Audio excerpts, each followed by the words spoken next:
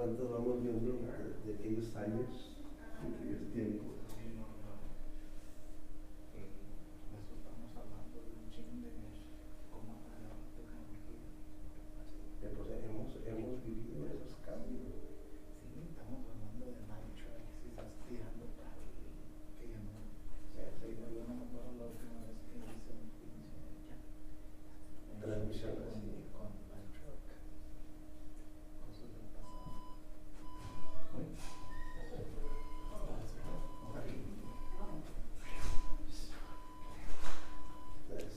It's Batman. I got this. Okay. Just put it off and put it on here. Yeah.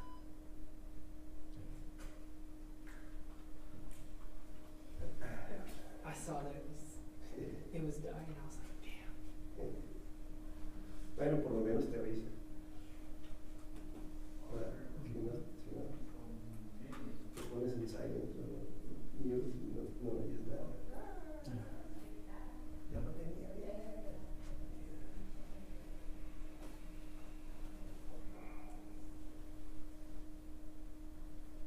Sí, pasa el tiempo de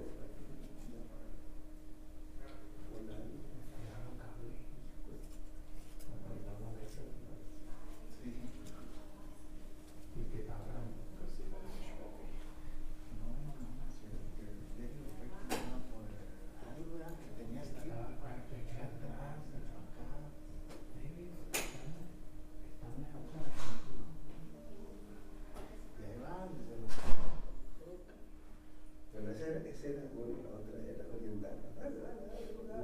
Estaba aquí, ahí está. O sea, te tardabas 15 minutos, 10, 15 minutos en lo que subía la madre esta. Y luego mirabas y estaba escapando aire y iba para We're losing your shot. Mirabas y en la mes cuando estabas ahí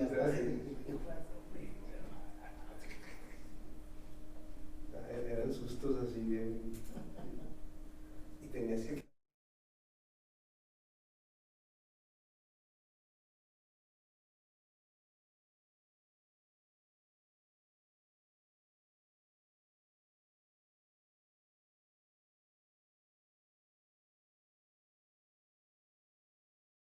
pero fue como un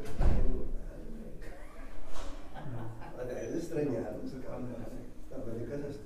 Sí, solo me casé. Porque lo que pasa es que tienes que ayudarle más a la baby. Sí. No.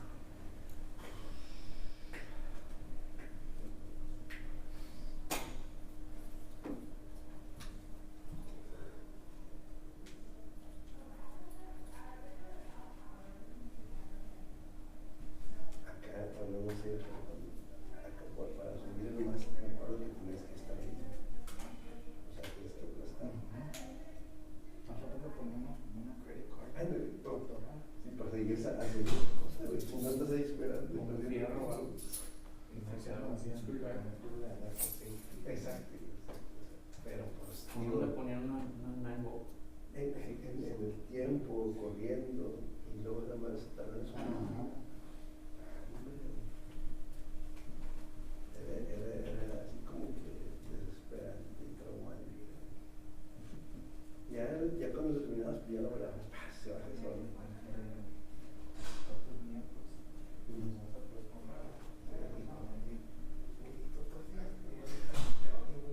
Y se van a burlar.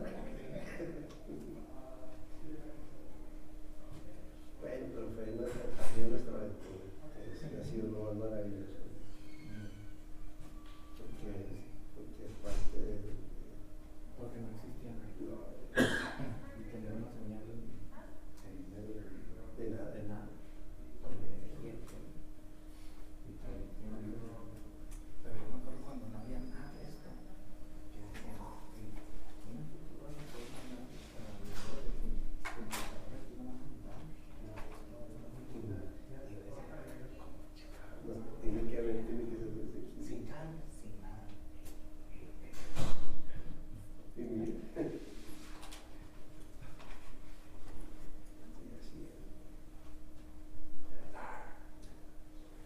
Pero eso sí, como dices tú, eso que aprendimos en este foro de esos años, güey, nadie lo va a volver a vivir, güey. Aunque pueda ser mejor lo que sea, pero no van a poder vivir todas esas cosas, todas las transiciones, Cuando nos cerremos y que entendamos cuando ellos ya estén allá, ¿qué le podrán decir a los de ellos? No, yo me acuerdo cuando yo y pues no sé, eso es como que a dónde va a llegar la pena.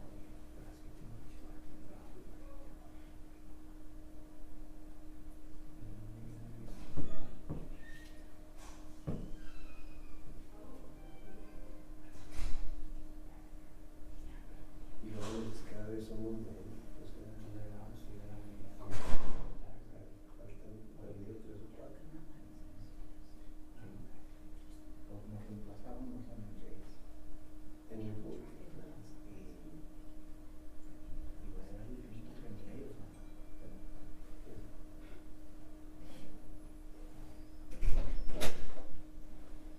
Sorry.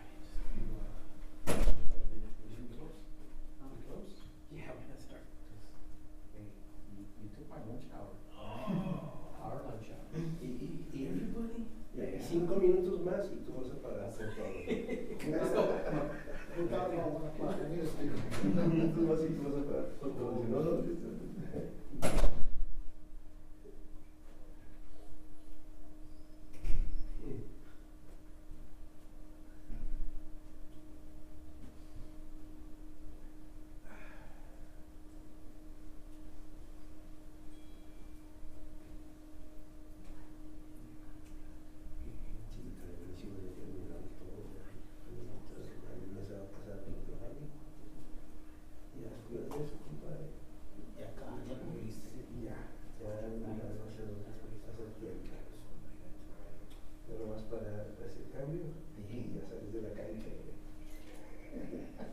Pero no voy a ir a la banca, voy a hacer. No, nosotros ya acabamos con madre. No quiero decir que no, porque sí. Claro. Está chingón. En vez de irte a lo que tú quieras y que por lo menos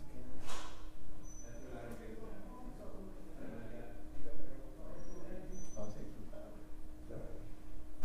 Ya tienen nietos, pero Es otra onda. sí. Es bonito. Pasamos la otra etapa. Sí, la etapa de Tailandia. Huele sucio. A esta etapa de que no se gusta de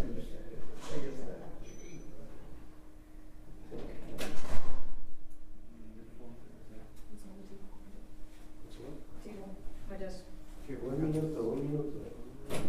No digo, pero ya sabes. Para la noche. Just go to the front. Use your walk. Mira, there's a chair right behind you.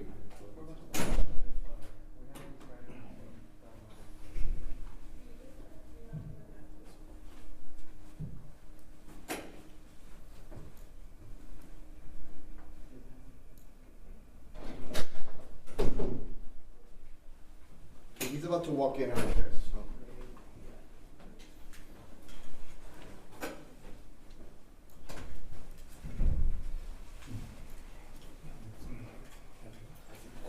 Someone else would like to read.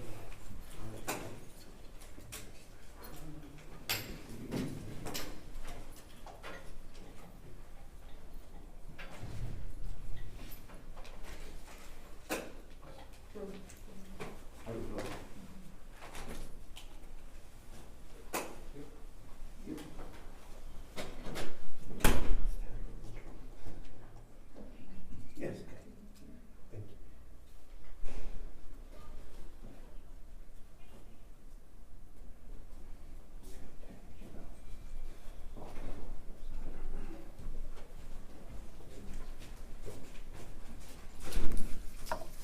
Good afternoon. Thank y'all so much for joining us. Is everybody ready? Okay. Well, I will identify for you first of all those two suspects whom you just met. I believe one of them was a little on the camera shy side. Jerry Mendez and Julian Puente. Between the two, these two suspects are being arrested today on 24 separate counts of burglary, theft, criminal mischief, various charges in connection with a burglary ring that we believe goes back several years. You met one of these suspects before. You may recall that August 11th of last year, we actually ran 3 search warrants in the 1700 block of Stargazer Pass, the 15,000 block of Cascade Point, and in the 7200 block of Blanco Road. On that day, we only arrested one of the two suspects. I believe it was Puente that was arrested on that day. But we showed video, and that video still exists. We can get you more copies of it. But on that day, we showed video of just a high number of jewelry items, coins, high value coins, collectible items that we had taken into custody. Total of about 1,500, almost 1,600 individual items that were taken in on that day. Painstakingly cataloged by investigators from our intelligence unit, working with our organized crime group. There's some video of it there. At the time, we really didn't know who most of the people that had been owners of this property. We strongly suspected that it was stolen, but at the time we didn't know who the owners were. We put out the information thanks to our help with the media. Since that time, people have come forward and claimed probably about 1,200 of those items have already been claimed. And when I say claimed, people came to us and said, well, I'm missing a bracelet or a necklace. We would then, we can't just take their word for it. We'd have to go back, track serial numbers, things of that nature, with case numbers from times that they had been burglarized, and then matching that information up. So at present, we've still got about, out of the 1,500, almost 1,600 items, we've got about 300 items that are still, we don't know who the owners are. And so what I can tell you today is that 9 charges in total, 9 different cases in total that these suspects are believed to be responsible for between the two of them. We can tell you this is a pretty sophisticated ring. We don't believe that these two acted by themselves.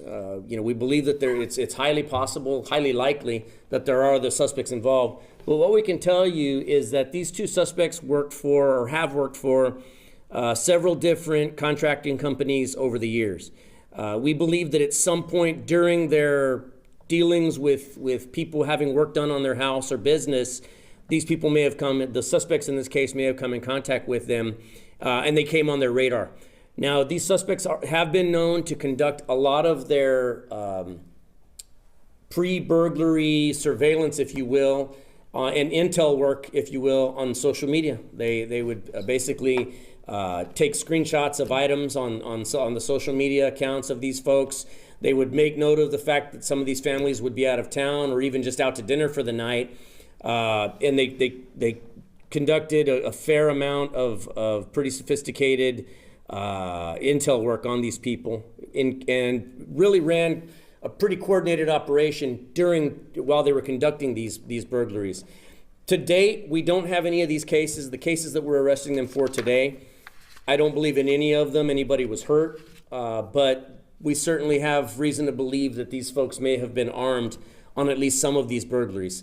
We are asking anybody with information on any of these burglaries, and I believe we're going to be giving out block numbers on some of these cases.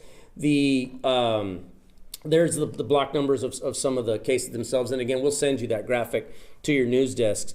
The victims in these cases have, of course, asked us to convey that they are requesting privacy at this time. But with that being said, these are the block numbers and pretty affluent communities. Each and every one of those is in a pretty affluent community, really all over the county. Again, these guys knew exactly what they were going after dollar-wise. The total dollar amounts on the far left of that chart go anywhere from $3,800 in property damage and theft to upwards of $800,000 in one case. And so very affluent families that were being targeted by these guys. And of course, our dollar amount right now is verified value is about $1.1 million in total recoveries. Estos dos sospechosos que nosotros arrestamos este día fueron arrestados por una serie de robos que han ocurrido en los años anteriores, donde el año pasado, en agosto, el 11 de agosto, nosotros arrestamos a uno de estos sospechosos, Puente, me parece que lo arrestamos el agosto, pero también ejecutamos órdenes de cateo en 1,700 Stargazer Pass, 15,000 Cascade Point y 7234 Blanco Road. Nosotros en ese día nos llevamos varios artículos personales de joyería, monedas, colectibles, que nosotros sospechábamos en ese día que eran artículos robados. Después de eso, nuestros oficiales empezaron a investigar a quién pertenecían estos artículos. Desde ese tiempo, varias familias que vieron los reportes en las noticias nos hablaron a nosotros que pensaban que los artículos que nosotros nos encontramos eran de sus familias. Ya nosotros podían poder averiguar con los reportes de cuando ellos sufrieron los robos contra las listas que nosotros teníamos. Hasta ahorita, los casi 1,600 artículos personales que nosotros tenemos en nuestra custodia, aproximadamente 1,400, y sí hemos identificado los dueños. Entonces, ahorita tenemos estas casas donde en los casos nuevos, en los 24 cargos que son cargos nuevos, y pues también les estamos pidiendo al público que si tiene información tocante a alguno de estos robos o si todavía sospechan que estos sospechosos son responsables por hacerle algo a su casa, entonces por favor háblenos al 210-335-6000. También nos pueden mandar email bcsotips@bear.org. Any questions? Sheriff, I just want to clarify. So both of these individuals worked for local contractors, and you believe that's how they first, was it one of the things they were offering their services to go into the home, and that's when they would, or were they actually doing work with the contractor? Well, these guys are kind of jacks of all trade, if you will. Their main business seems to be make ready of new apartment units and cleanouts. So on apartment cleanouts. But with that being said, I believe that they also did some kind of jack of all trade type subcontracting work, which they may have come in contact, or during the course of just driving around town, they may have discovered houses that looked appealing to them and then started conducting online research of some of the victims. In some of these cases, in at least one of these cases, we have got evidence that these guys, for 2 years prior to the actual burglary, they were conducting intel work and surveillance on these folks, both personal surveillance, but also online through the use of social media. So they painstakingly went through the process of scouting out these people, casing the houses, and then waiting for just the right moment that they were either out on vacation or out of the house even to dinner before striking. I mean, what suggestion would you have for families that think, I mean, a lot of people put on social media, this is where I'm having dinner, look, here's my kid. Well, and that's why one of the big things is obviously a lot of folks subscribe to that school of thought that if it's not on Facebook, it didn't happen, right? So obviously we're all proud of the fact that we can go on vacation. We all like the fact that we can go out and go out to afford to take our families out to dinner. Absolutely, nobody's saying don't do that. It's just more prudent to wait until you return home to post your vacation pictures. The last thing you want to do is say, having a great time in the Bahamas, see y'all next Thursday. That clearly lets people know that you're not there and you won't be back until next Thursday. So we're asking people to just, be prudent about what you post out, because even though you may have a small circle of friends that, are going to see your posts, it's possible somebody can share that information. So again, it's best, even if you're going out with a group of people on vacation, you might want to have that discussion with your friends ahead of time is, hey, nobody posts any pictures while we're still out of town. Let's wait till we get back. While you're out of town also, you're going to want to do certain things. You want to make sure that your home looks lived in. If you still get the newspaper, make sure that you stop newspaper and mail delivery to your home. If you're going to be gone for an extended period of time, arrange to have your yard cut. Don't share with any landscapers, of course, that you're going to be out of town. Just continue to make it seem as if the home is cared for. Arrange to leave cars in the driveway if you need to. Arrange to have lights put on timers and things like that. You always want to have a security system. Two is better than one. Security, surveillance cameras and security systems are a must. Really all the common best practices for home security absolutely apply on this, as well as being careful what you put on social media. I have one more question. Okay, go ahead, please.